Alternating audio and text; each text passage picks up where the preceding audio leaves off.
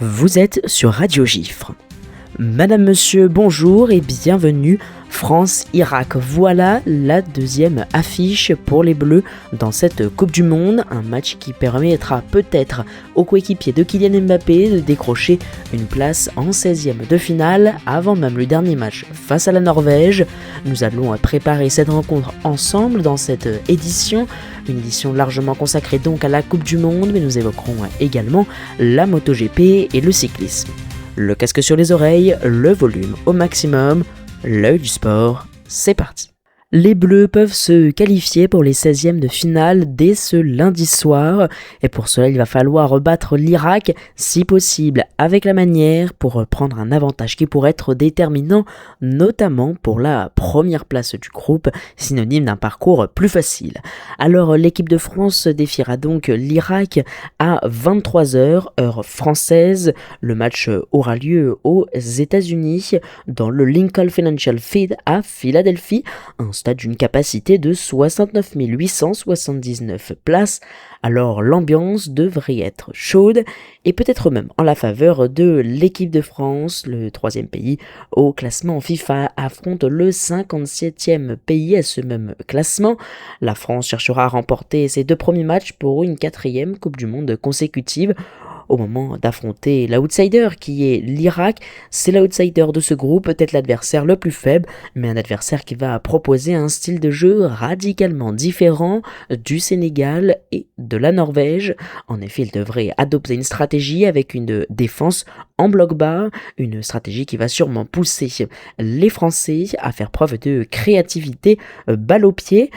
Et ce sera la première confrontation entre ces deux pays. L'Irak a remporté 2 de ses 4 derniers matchs face à des adversaires européens.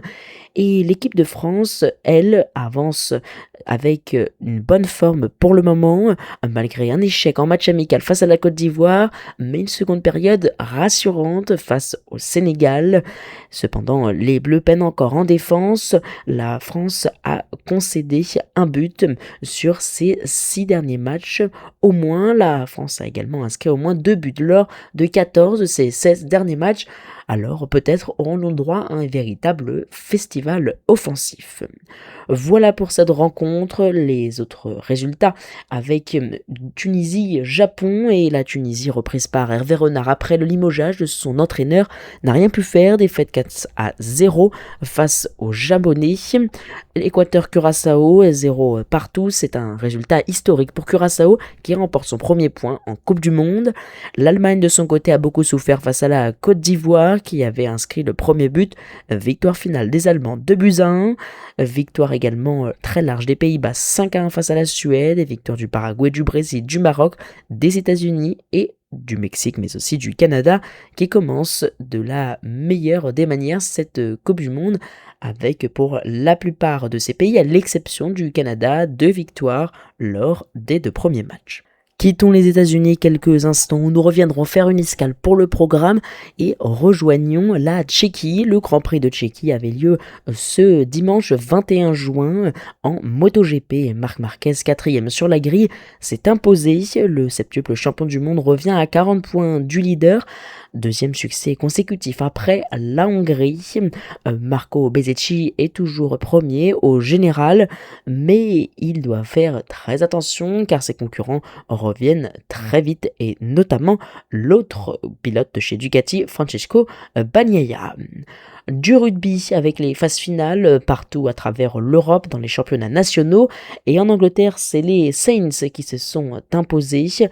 À Twickenham, ils ont souffert pour battre Exeter, la meilleure défense de Premiership, victoire 26-17, et puis dans la plus prestigieuse des compétitions, le top 14, Montpellier sorti vainqueur d'un duel difficile face au Stade français, victoire 25-15, les Roletais affronteront le Stade toulousain qui lui s'est imposé 71-17, c'est un record en phase finale, la finale aura lieu samedi prochain dans le mystique Stade de France. Du cyclisme également avec Top Pidcock qui a remporté la 2e édition de l'Andorra Morabanc Classica ce dimanche. Il a notamment devancé Carlos Verona, l'Espagnol co-organisateur de la course. De son côté, Lorenzo Fini est devenu ce dimanche le premier Italien à remporter le Giro Next Gen depuis 2011. Lui qui a 19 ans s'est imposé après un raid de 22 km. C'était le chrono final. Le coureur de la Red Bull Brand-Gro Rocky a donc remporté un premier succès. Le Français Aubin Sparfel, premier bleu sur la liste, a terminé 4e. Sans grand suspense, Florian Lipovic a remporté la 5e et dernière étape du Tour de Slovénie, lui qui se rassure à quelques jours des grandes échéances et notamment du Tour de France. Voilà pour les résultats, je vous l'avais promis, nous retournons tout de suite aux États-Unis et au Mexique, mais aussi au Canada pour la suite de la Coupe du Monde avec les derniers matchs de la deuxième journée après Espagne, Arabie Saoudite, Belgique, Iran, Uruguay et Cap-Vert et Nouvelle-Zélande, Égypte entre dimanche soir et lundi. C'est donc l'Argentine tenante du titre qui affrontera l'Autriche à 19h après une victoire 3-0, un triplé de Messi face à l'Argentine. France-Irak, ce sera donc à 23h. À 22h, à ne pas manquer, Norvège, Sénégal et puis Jordanie, Algérie, ce sera au cœur de la nuit à 5h. Portugal, Ouzbékistan également à 19h le lendemain. Toujours mardi soir, Angleterre, Ghana à 22h. Panama, Croatie à 1h et à 4h, Colombie, République démocratique du Congo ce mercredi. Ainsi s'achèveront les matchs de la deuxième journée avant le début de la dernière journée avec notamment un alléchant Suisse-Canada. Voilà pour le football. En tennis, cette semaine, il ne faudra pas manquer l'ATP de Majorque qui se disputera comme chaque année sur gazon. Un rendez-vous à ne pas manquer pour les tennisman. Voilà, madame, monsieur, vous savez maintenant tout des événements sportifs qui ont marqué ces derniers jours et qui marqueront les jours prochains. Alors, je vous laisse, je vais vous retrouver très vite pour un nouveau débrief complet de l'actualité sportive. On reviendra notamment sur le premier match de l'équipe de France. En attendant, n'hésitez pas à nous retrouver sur nos autres médias, notamment sur Instagram, c'est le même nom, plein d'informations, des anecdotes également, 24h/24, 7 jours sur 7. Tous les podcasts sont à retrouver, eux, sur YouTube. Et si vous habitez en Haute-Savoie, vous pouvez également nous écouter sur le canal 100.9 de la bande FM Radio Gifre. Un très grand merci de nous avoir suivis. Merci également à notre partenaire myfuturegift.com, site internet où vous trouverez tout ce dont vous avez besoin, que ce soit pour vous, pour les autres, pour offrir. Bref, ce que vous imaginez et n'imaginez pas encore, rendez-vous sur myfuturegift.com.